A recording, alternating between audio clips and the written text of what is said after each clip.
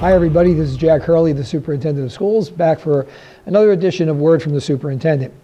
Well, you know, the big news, I'm sure, around the community and around the state and really around the nation has been some of the restrictions that we've been living with these past 2 years with COVID being lifted or reduced. And of course here, it was the governor announcing that the mask mandate would end on March 7th. Of course, he didn't make that a universal decree. It was something that every school district could decide. And as I sent to you all in a letter, you know, we put some thought into it. We talked to other districts in the area.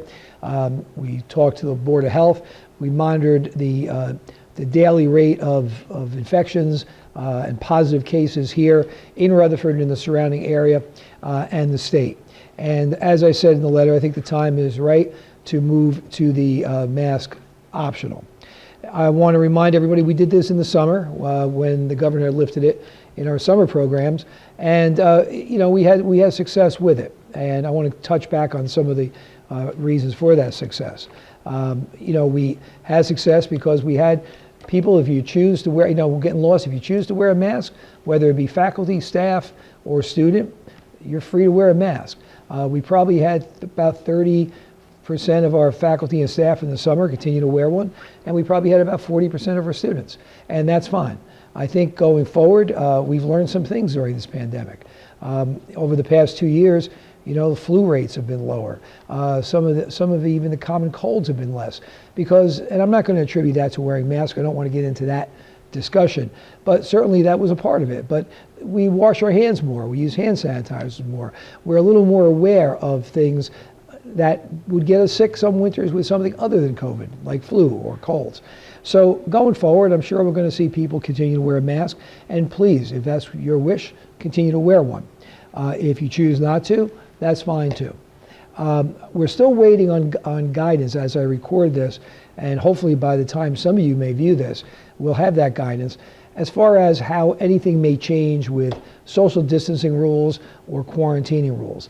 The governor alluded to that in his message, that there would be some revisions, and the people I've spoken to have indicated there will be some revisions, but to date we don't know what those revisions are.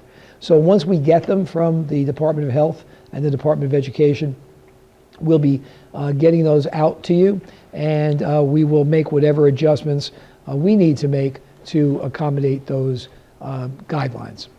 One thing that has been out in the news, and again, I hesitate to react to the news stories until I read them, but one of the things that may cause a little confusion is that all transportation, including buses and school buses, fall under federal regulations and not state regulations.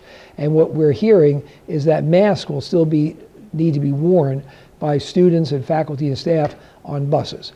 So again, once that's confirmed, I'll let you know that. But if your child is bused to school out of district placement or in district, or if you're involved in an athletic event or club or co-curricular going on a field trip, mask will have to be worn.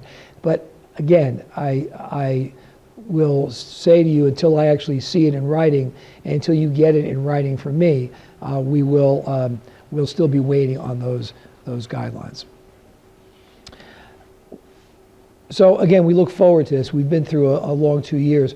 You know, it's not so much looking forward to the mask coming off or the option of the mask coming off as it is to seeing a light at the end of the tunnel. But as I said in my letter, I want to remind everyone, we can't let our guard down. We still have to do those things I spoke about in terms of being careful, taking a little extra precaution so that we don't have to go backwards with this. Okay?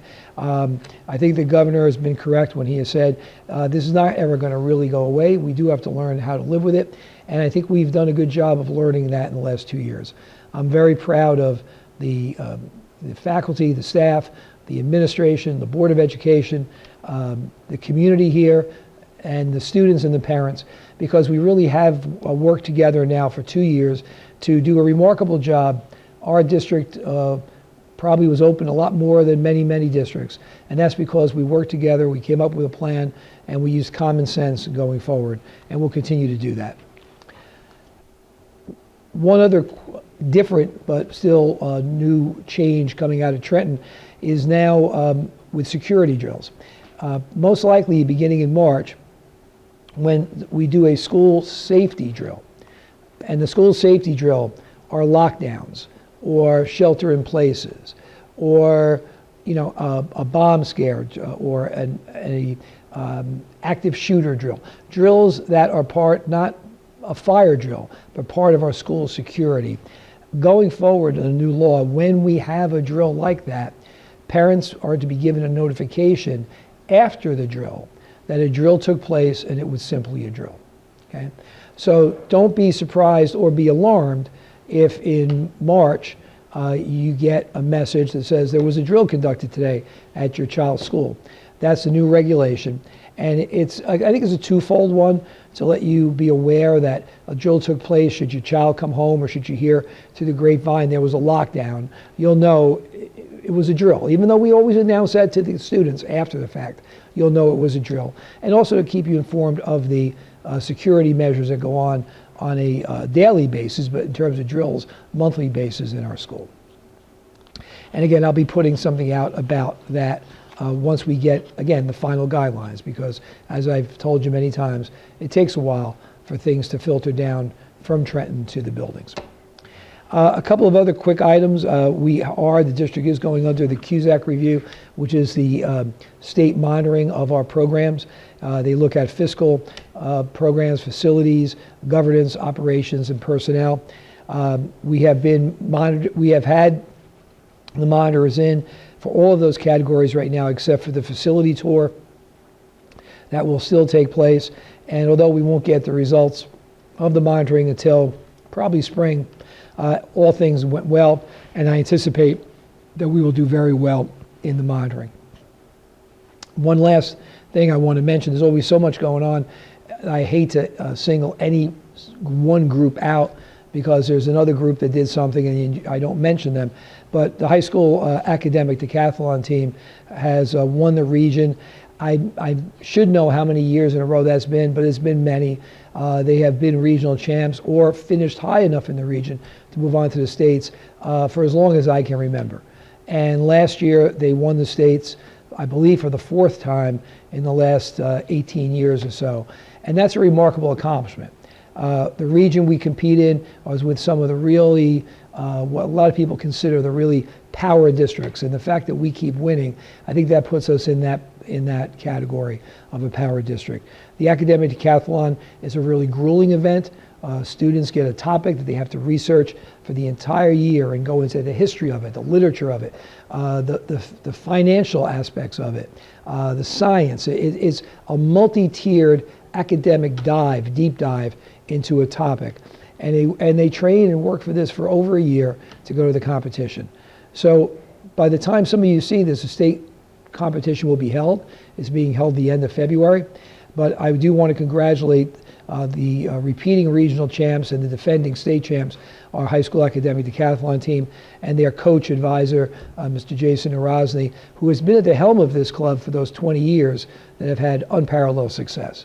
So good luck to them and congratulations to them. And to all of our clubs and activities, our spring plays are getting ready. They're getting ready to do their productions. That will start in March and then go through the spring in some of the buildings. Our athletic teams are winding down the winter season, heading into state tournaments. Our spring seasons will be picking up. So we are in full throttle here, where our activities are really doing well, both in the realm of the arts, the academics, and athletics and community service. So congratulations to all those students, faculty, and staff. So until next time, this is Jack Hurley, the Superintendent of Schools. Enjoy the end of February into March, and we'll see you as spring is right around the corner next month.